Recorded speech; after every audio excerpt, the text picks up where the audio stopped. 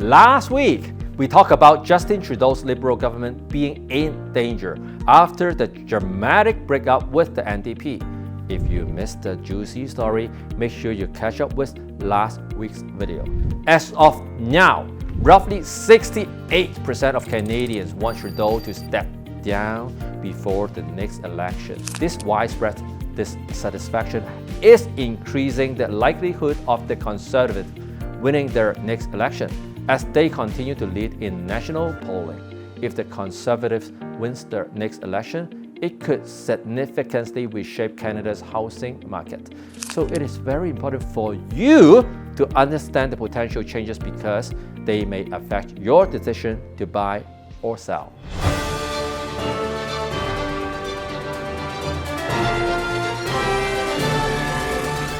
Nowadays, more and more people are paying attention to politics because issues like climate change, healthcare, and economic inequality have made politics more personal and relevant. If you like this kind of video where I made politics simple and relevant to you, give me a like.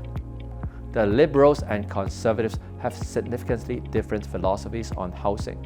So if we have a switch in government, we are going to see drastic changes in housing policies. Let me break down the key contrasts between their strategies for you.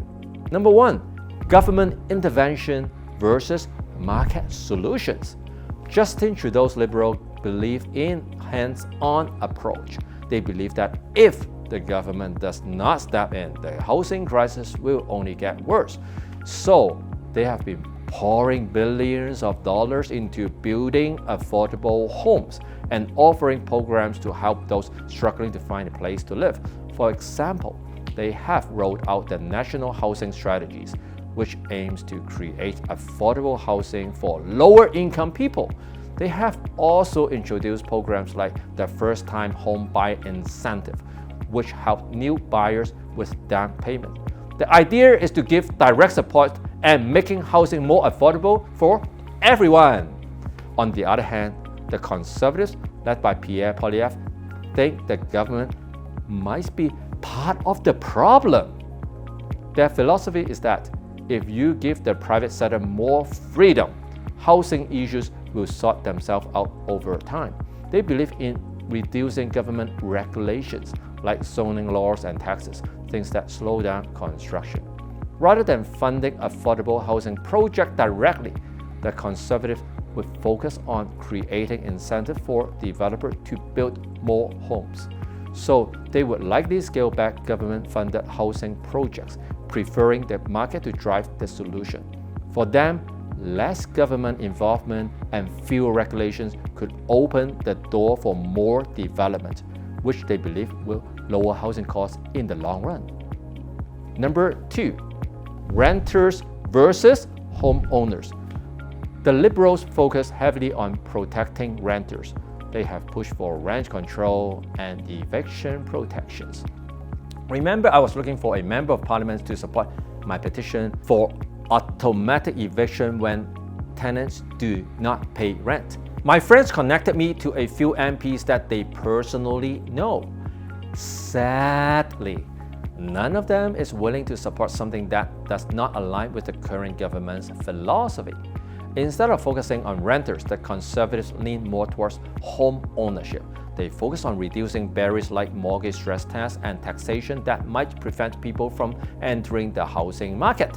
They tend to focus less on direct renter protections and more on increasing the supply of rental units by encouraging private development.